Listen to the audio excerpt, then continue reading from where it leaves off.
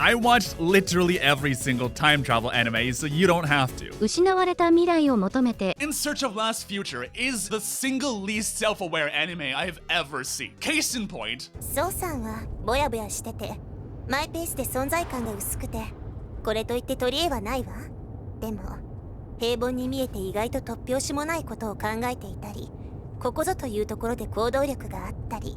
不思議と魅力がある人よ。I mean, on one hand, it's almost refreshing to hear an anime just flat out admit that its protagonist is the most boring, unremarkable person ever, and that things only happen around him because he's the protagonist. But on the other, when someone you're hanging out with just casually lets slip that they have a problem, the correct response is very rarely to give them a 12-episode anime and a bonus hot spring episode. In Search of the 4 Hours I'm Never Getting Back is about a girl who gets run over by a bus and all her friends build a time-traveling robot to save her, and because of world-line divergence, this anime keeps trying to be Steins Gate over and over. Yes, the amount of time that elapsed between Steins Gate and the original game is so suspiciously close to the exact amount of time it would take to conceive and produce a visual novel. I'm almost embarrassed for the developers. But the reason In Search of Better anime ultimately fails is that the person going back in time is an emotionally unavailable robot that has like 5 minutes of screen time, so we empathize with her about as well as a vacuum cleaner that you strapped googly eyes and a Tenga cup to. Not that this would have worked with any of the other characters, all more one note than a broken shamisen. I mean, it's got all the classics: the childhood friend, the feisty girl, the foreigner that speaks 50% in random English phrases with a surprisingly thick Japanese accent. And then, of course, we have Dol-kun, the dull protagonist, because the paradox of having so much pussy that it's falling out of your pockets while being as unappealing to the opposite sex as possible is somehow the most relatable and believable thing for weebs. There's good ideas here, but every part of this, including the ending animation that just gives up and stops halfway through like the entire studio clocked out early to go to the soapland, just feels so lazy and derivative of other, less terrible anime.